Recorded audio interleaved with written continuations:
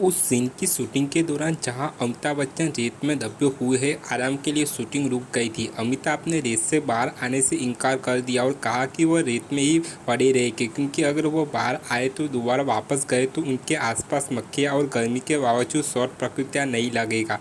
पुनीत इसार को मनमोहन देसाई ने फिल्म से बाहर निकाल दिया था। इसका कारण उली दुर्घटना थी। गेविना पेरकट को फिल्म में एक अच्छी भूमिका देने का वादा किया गया था। जैसे जैसे फिल्म आगे बढ़ी उसे एहसास हुआ कि वह जो कर रहा था वह मुख्य खलनायक के पीछे खड़ा था और उसे सलाम कर रहा था। मनमोहन देसाई से बहस के बाद उन्होंने फिल्म छोड़ दी थी। मूल स्क्रिप्ट में 2 नायिका थी। 1985 तक अमिताभ की पिछली सभी हीरोइन फिल्म छोड़कर चली गई थी। सिलसिला के बाद उन्होंने रेखा के साथ काम करना बंद कर दिया था।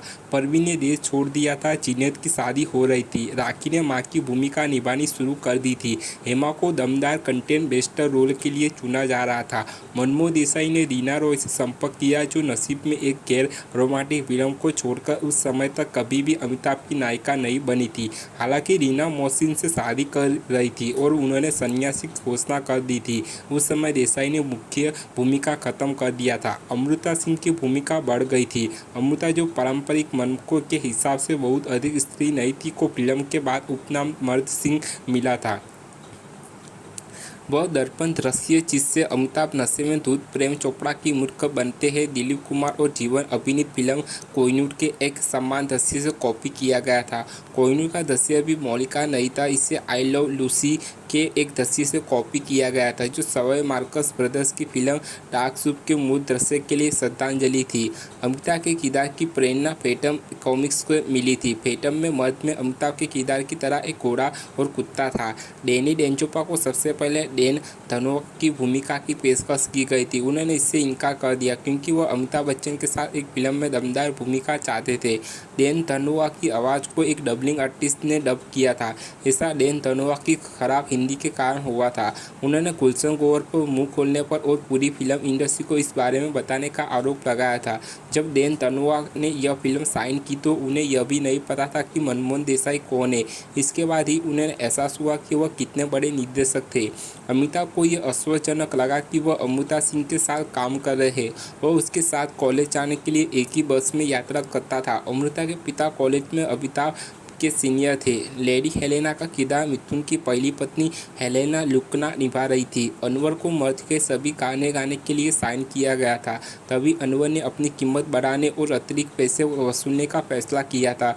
यह बात मनमोहन देसाई को पसंद नहीं आई और उन्होंने सबीर कुमार को चुना। सभी ने अनवर की मां का तुलना में बहुत काम शुक्ला किया था।